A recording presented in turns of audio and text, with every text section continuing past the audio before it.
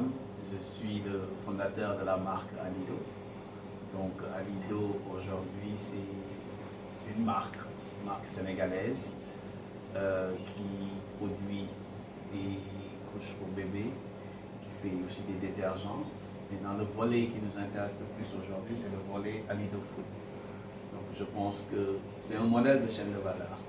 Un modèle de chaîne de valeur de la fourche à la fourchette. C'est-à-dire, c'est un modèle fermé qui intègre des producteurs, principalement des femmes, parce que nous travaillons principalement avec des groupements de femmes qui produisent, qui cultivent, que ce soit par exemple les grandes cultures, soit les céréales, ou bien qui s'adonnent aussi dans tout ce qui est horticulture, c'est-à-dire des tomates, etc. Et nous, notre but, notre mission, c'est vraiment d'aider ces femmes-là à conserver et à conserver ces produits, c'est-à-dire que ce soit la tomate, que ce soit les fruits, etc.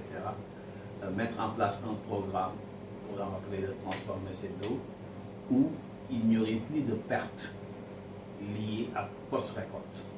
Donc, transformer les produits pour avoir un délai de conservation un peu plus long.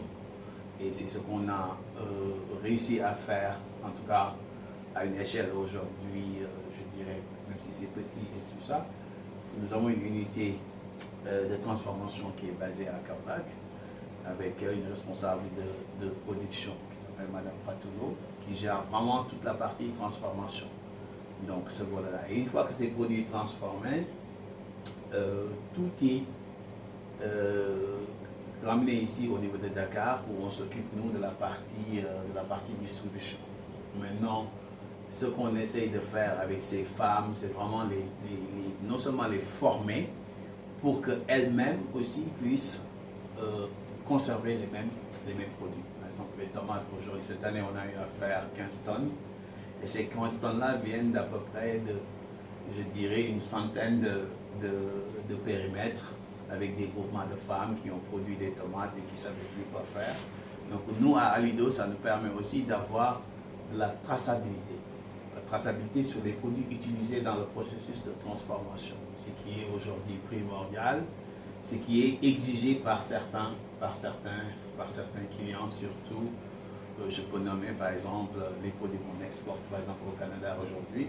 Les gens veulent savoir exactement je dirais, le processus et bien toute la vie le CV, je dirais, du produit.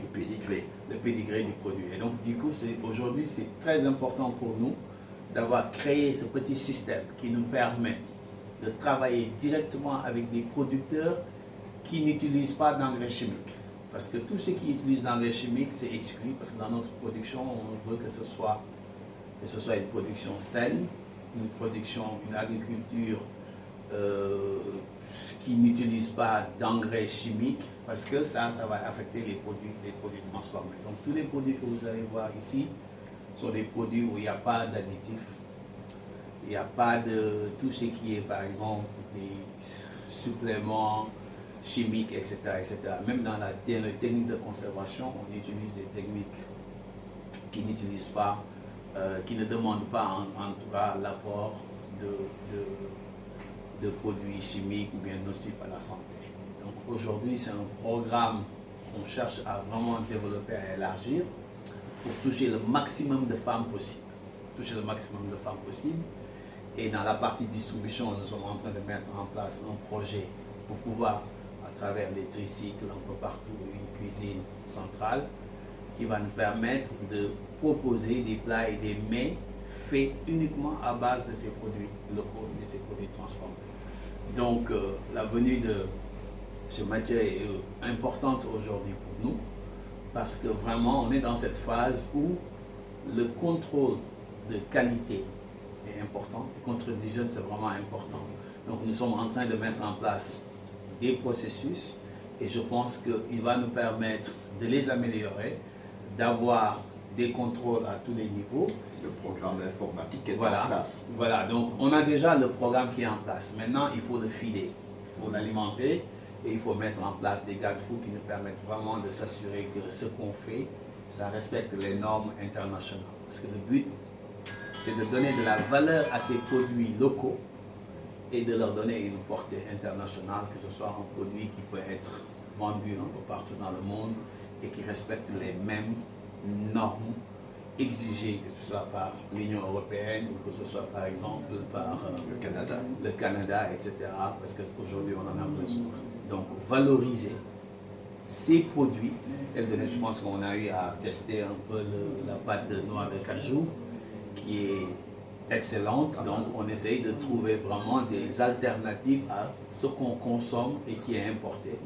Alors qu'aujourd'hui on laisse nos produits locaux pourrir et on va importer des produits. Donc aujourd'hui je pense qu'avec ce programme-là, ça peut nous permettre d'améliorer en tout cas nous nos process en termes de qualité et je pense que ça, nous ne vous remercierons jamais assez. Donc merci beaucoup pour